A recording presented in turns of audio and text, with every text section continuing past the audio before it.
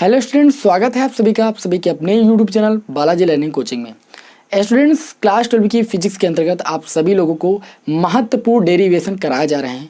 तो महत्वपूर्ण डेरिवेशन की श्रृंखला में आज हम आप लोगों को बताएंगे संपर्क में रखे दो पतले लेंसों की संयुक्त फोकस दूरी का व्यंजक कैसे फाइंड किया जाता है। ये डेरिवेशन आपके बोर्ड एग्जाम की दृष्टि से बहुत ज़्यादा महत्वपूर्ण है। बहुत ही कम समय में आप लोगों को इस डेरिवेशन को सॉल्व करना बताऊंगा, तो आप पूरे वीडियो को ध्यान से देखिएगा। और यदि आप हमारे चैनल पर नए हैं और इसके पहले के डेरिवेशन नहीं देखे हैं तो उन सारे डेरिवेशनों का लिंक आपको जो है डिस्क्रिप्शन में दिया जा रहा है, यानी आपको प्लेलिस्ट दी जा रही है, वहाँ से आप सारे डेरिवेशन को देख सकते हैं और आप अपने बोर्ड एग्जाम का बेस्ट प्रिपरेशन कर सकते हैं। तो चलिए आज की क्लास को स्टार्ट करते हैं, टाइम को लॉस नहीं करते हैं। हमारे इस डेरिवेशन का नाम है संपर्क में रखे दो पतले लेंस की फोकस दूरी। ठीक है, यहाँ पर आप देख सकते हो कि हमने आपके सामने दो लेंस बनाए हैं, दो पतले लेंस हैं जो कि संपर्क में रखे हैं वायु में। पहला लेंस L1 है, दूसरा लेंस आपका L2 है। तो हम क्या लिखेंगे कि माना दो पतले लेंस L1 व L2 हैं जो कि परस्पर वायु में रखे हैं। ठीक है, और वो इस प्रकार रखे हैं कि दोनों लेंसों की जो मुख्य अक्ष है वो आपकी एक ही है। ठीक है, पहले लेंस की फोकस दूरी हम मान लेते हैं कि f1 है और दूसरे लेंस की जो फोकस दूरी वो मान लेता हूं मैं f2 है। ठीक है, पहले लेंस की फोकस दूरी मान लेते हैं कि f1 है और दूसरे लेंस की फोकस दूरी मान लेते हैं कि f2 है।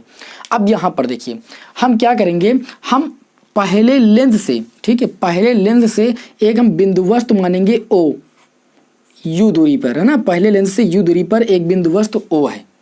तो हम क्या करेंगे कि जो लेंस आपका L2 है इसको अनुपस्थित कर देंगे, यानी मान के चलते हैं कि जो लेंस L2 है दूसरा वाला ये आपका नहीं है। ठीक है, तो इस बिंदु वस्तु से चलने वाली पहली किरण इस पहले लेंस पर आपतित होती है। ठीक है, तो यहाँ पर इसको हम आपतित करा रहे हैं, ध्यान से देखिए, आपतित हुई और आपतित होने के पश्चात आप देख रहे हो कि ये प्रकाश किरण विरल से सघन माध्यम में जा रही है, तो ये अभिलंब की ओर झुक जाती है और इसका जो प्रतिबिंब है लेंस के दूसरी ओर आई डैश पर बनाता है। जो ये लेंस है वो इस बिंदु वस्तु का प्रतिबिंब लेंस के दूसरी तरफ बिंदु आई डैश पर बनाता है। यहाँ पर आई डैश पर इसका प्रतिबिंब बनता है, जिसकी प्रथम लेंस से जो आपकी दूरी है वो आपकी वी डैश है। कितनी भाई? वी डैश है।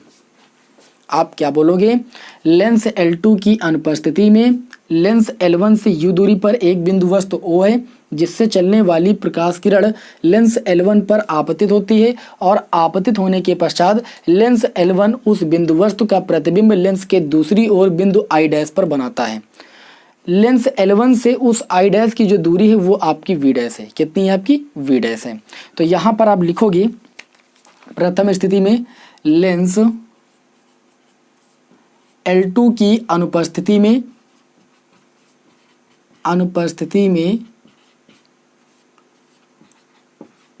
लेंस L2 की अनुपस्थिति में आप सभी को सूत्र पता है, 1/f इक्वल टू होता है 1/v माइनस 1/u की सहायता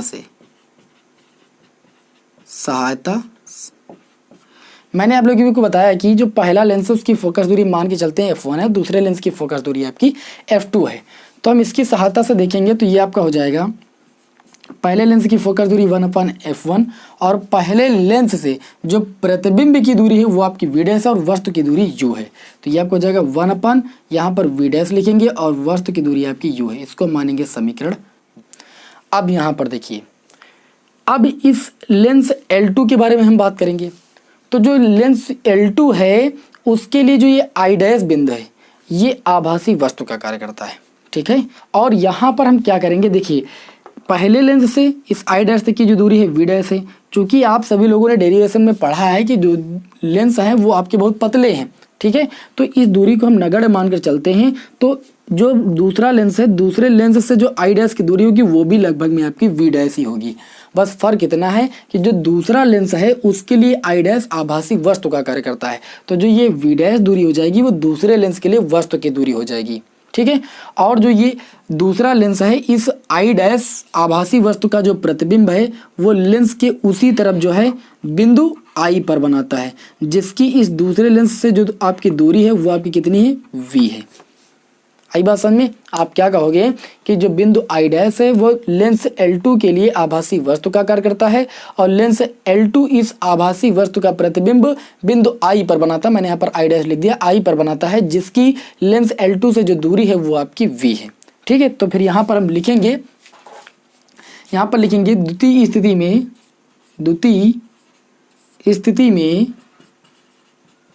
स्थिति में लेंस L2 के लिए बिंदु I डैश आभासी वस्तु का कार्य करता है। किसका कार्य करता है भाई?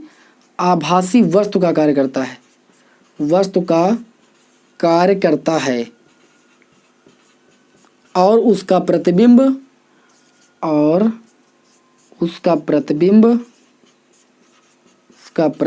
कहाँ पर बनाता है भाई? उसका प्रतिबिंब बिंदु I पर बनाता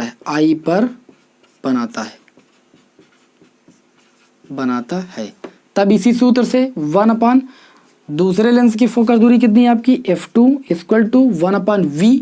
प्रतिबिंब की अगर बात करें तो प्रतिबिंब की जो दूरी है लेंस L2 से वो आपकी v है, तो लिखेंगे 1/v माइनस 1/u। क्या होती है? वस्तु की दूरी।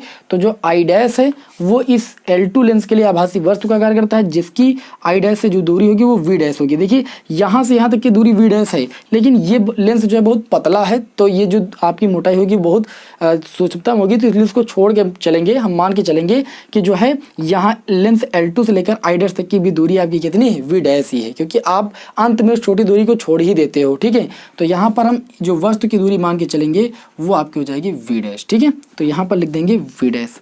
इसको भाई मान लेंगे समीकरण 2।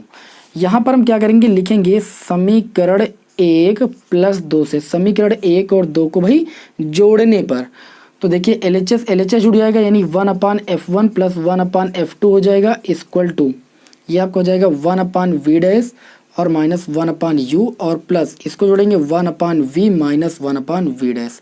आप देखोगे यहाँ पर माइनस का 1/v डैश है, यहाँ पर प्लस का 1/v डैश है, तो ये आपका 0 हो जाएगा। ये हो जाएगा 1/f1 + 1/f2 equal to 1/v, पहले लिखेंगे प्लस का है, फिर माइनस का 1/u। अब यहाँ पर हम लिखेंगे कि यदि इन दोनों लेंसों के स्थान पर एक ऐसा लेंस प्रयुक्त किया जाए जिसकी फोकस दूरी f, वस्तु की दूरी u और प्रतिबिंब की दूरी v हो, तो आप सभी को पता है कि 1/f = होता है 1/v माइनस 1/u, यानी 1/v माइनस 1/u के स्थान पर हम 1/f पुट करेंगे, तो हम संयुक्त लेंस की फोकस दूरी यहाँ से ज्ञात करेंगे। तो यहाँ पर लिखेंगे यदि इन दोनों लेंसों के स्थान पर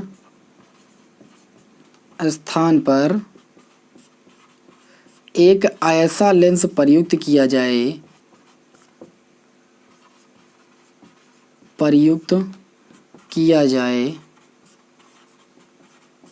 जिसकी फोकस दूरी f, वस्तु की दूरी u तथा प्रतिबिंब की दूरी v हो, तो यहाँ पर देखिए 1/v minus 1/u equal to कितना हो जाएगा? 1/f। इसको आप मान लीजिए समीकरण 3, इसको आप मान लीजिए समीकरण 4। समीकरण 3 व 4 से आप देख सकते हो, समीकरण 3 में 1/v माइनस 1/u के स्थान पर 1/f पुट कर सकते हो समीकरण 4 से। तो यहाँ पर लिखोगे समीकरण 3 व 4 से, समीकरण 3 व 4 से हम देखेंगे 1/f1 + 1/f2 की वैल्यू जो हो जाएगी, इसके स्थान पर समीकरण 4 से लिख सकते हैं 1/f। ठीक है, ये लिखा जा सकता है। तो यहाँ पर जो ये आपका सूत्र आया है, यही संयुक्त लेंस की फोकस दूरी का सूत्र है। अगर आप इसको क्षमताओं में व्यक्त करना चाहो तो ऐसे भी लिख सकते हो कि P1 + P2 = P, क्योंकि आप जानते हो कि जो किसी लेंस की क्षमता होती है वो फोकस दूरी के व्युत्क्रमानुपाती होती है। तो संयुक्त लेंस की अगर क्षमता निकालना चाहोगे तो सूत्र लगा दोगे 1/f के स्थान पर P, 1/f1 के स्थान पर P1, 1/f2 के स्थान पर P2, तो यानी P = P1 + P2 होगा। तो ये चीज़ यहाँ पर हम लिखते नहीं, मैंने आपको अभी बता दिया है। अब देखिए यहाँ पर कुछ स्थितियाँ बनेंगी। स्थितियाँ क्या बनेंगी? स्थितियाँ ये बन सकती हैं कि अगर इसमें जो दोनों लेंस हों, ठीक है, दोनों पतले लेंस आपके उत्तल हों, दोनों पतले लेंस आपके अवतल हों, एक उत्तल हो तो एक अवतल हो, उन स्थितियों को भी यहाँ पर जानना अति आवश्यक है। ठीक है। तो ये तो आपका हो गया कि पतले लेंस के लिए संयुक्त फोकस दूरी का जो व्यंजक होगा वो 1/f = 1/f1 + 1/f2 होगा। इसको और थोड़ा सॉल्व कर सकते हो, ठीक है। इसको सॉल्व करोगे तो ये आपका हो जाएगा f2 + का f1/f1f2, यानी f की वैल्यू आ जाएगी f1f2, या इसको ऐसे भी लिख सकते हो f की वैल्यू आ जाएगी f1f2 और अपान में f1 + f2, ठीक है। तो इसको ऐसे भी लिख सकते हो, ये संयुक्त लेंस की फोकस दूरी का सूत्र है, ठीक है। अब यहाँ पर देखिए, यहाँ पर आप हेडिंग डालोगे स्थितियाँ। कौन सी हेडिंग डालोगे? स्थितियाँ। मैंने आपको बताया कि यहाँ पर 3 स्थितियाँ बन सकती हैं। पहली स्थिति ये बन सकती है कि दोनों लेंस जो हैं वो हमारे उत्तल लेंस हों, ठीक है। पहली स्थिति क्या बन सकती है? यदि दोनों लेंस उत्तल हों। क्या हो भाई? उत्तल हों। अगर ये दोनों लेंस उत्तल लेंस होंगे तो इनकी जो फोकस दूरी होगी वो क्या होगी? धनात्मक होगी। दोनों लेंस अगर उत्तल लेंस होंगे तो इनकी फोकस दूरी धनात्मक होगी, और अगर फोकस दूरी धनात्मक होगी यानी f1 की वैल्यू भी धनात्मक होगी, f2 की वैल्यू भी धनात्मक होगी, तो इस सूत्र में जब हम f1 और f2 की वैल्यू धनात्मक पुट करेंगे तो संयुक्त लेंस की जो फोकस दूरी आएगी, तो जो संयुक्त लेंस की फोकस दूरी आएगी वो भी आपको धनात्मक मिलेगी। क्या मिलेगी? धनात्मक मिलेगी। इसका मतलब जो संयुक्त लेंस होगा वह उत्तल लेंस की भांति कार्य करेगा। अगर दोनों लेंस जो होंगे उत्तल लेंस होंगे तो संयुक्त लेंस जो होगा उत्तल लेंस की भांति कार्य करेगा, क्योंकि यहाँ पर जो संयुक्त फोकस दूरी आ जाएगी वो आपकी धनात्मक आ जाएगी।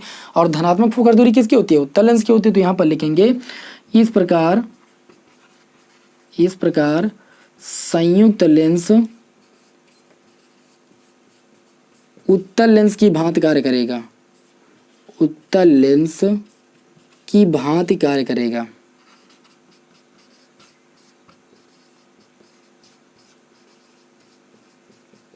आई बात समझ में? अब दूसरी स्थिति क्या बन सकती है? दूसरी स्थिति ये बन सकती है जब ये दोनों पतले लेंस अवतल लेंस हो। तो आप इसका स्क्रीनशॉट अगर लेना चाहो तो ले सकते हो, क्योंकि यहाँ पर मुझे रफ करना पड़ेगा दूसरी स्थिति को बताने के लिए, तो आप इसका स्क्रीनशॉट ले सकते हो। तो दूसरी स्थिति यहाँ पर लिखेंगे यदि दोनों लेंस अवतल हैं। क्या है भाई? दोनों लेंस अवतल हैं। तो आप जानते हो कि अवतल लेंस की जो फोकस दूरी होती है वो आपकी ऋणात्मक होती है, यानी f1 की वैल्यू भी हमारी क्या होगी? ऋणात्मक होगी, और f2 की वैल्यू भी हमारी ऋणात्मक होगी। तो जब f1 और f2 की ऋणात्मक वैल्यू हम इस सूत्र में पुट करेंगे तो ऋणात्मक वैल्यू को जब जोड़ा जाता है तो हमें चिन्ह ऋणात्मक ही मिलता है, यानी जो संयुक्त लेंस की फोकस दूरी आएगी, तब संयुक्त लेंस की जो फोकस दूरी आएगी वो आपकी ऋणात्मक आएगी। और ऋणात्मक फोकस दूरी जो होती है वो अवतल लेंस की होती है। तो हम लिख सकते हैं कि इस प्रकार संयुक्त लेंस अवतल लेंस की भांति कार्य करेगा। किस लेंस की भांति कार्य करेगा? अवतल लेंस की भांति कार्य करेगा। तो इस प्रकार जब आपसे ये पूछा जाए कि संपर्क में रखे दो पतले लेंसों की जो फोकस दूरी होगी वो कब ऋणात्मक और कब धनात्मक होगी, तो धनात्मक तब होगी जब दोनों लेंस आपके उत्तल लेंस होंगे, यानी संयुक्त लेंस जो होगा उत्तल लेंस की भांति कार्य करेगा, और जब दोनों पतले लेंस आपके अवतल लेंस होंगे तो संयुक्त लेंस की जो फोकस दूरी होगी वो आपकी ऋणात्मक होगी, यानी संयुक्त लेंस जो होगा वो अवतल लेंस की भांति कार्य करेगा। कि यहाँ पर जो फोकस दूरी आएगी इस स्थिति में वो आपकी ऋणात्मक आएगी। तो ये दो स्थितियाँ तो आपको समझ में आ गई। अब आपकी जो तीसरी स्थिति बचती है वो मेन है। तीसरी स्थिति में क्या होता है? यदि पहला लेंस या एक लेंस आप बोल सकते हो, पहला लेंस उत्तल हो, उत्तल, तथा दूसरा लेंस अवतल हो। क्या हो भाई? अवतल हो। तो दूसरा लेंस अवतल होगा तो उसकी फोकस दूरी आपकी ऋणात्मक होगी, ठीक है, और पहला लेंस आपका उत्तल होगा तो उसकी फोकस दूरी आपकी धनात्मक होगी। यहाँ से हम संयुक्त लेंस की फोकस दूरी निकालेंगे इस सूत्र से, तो ये आपका हो जाएगा 1/f = 1/f1 की वैल्यू आपकी धनात्मक है और f2 की वैल्यू आपकी ऋणात्मक है। इसको सॉल्व करेंगे तो ये आपका हो जाएगा, देखिए कितना, f2 एक कम f2 और माइनस f1 एक कम f1 अपान में हो जाएगा f1 f2। 1/f = इतना, यानी f = आपको मिल जाएगा f1 f2 अपान में f2 - f1। तो तो संयुक्त लेंस की फोकस दूरी का ये सूत्र हो जाएगा। लेकिन यहाँ पर भी आपकी 3 स्थितियाँ बनेंगी। कौन कौन सी स्थितियाँ बनेंगी समझिए।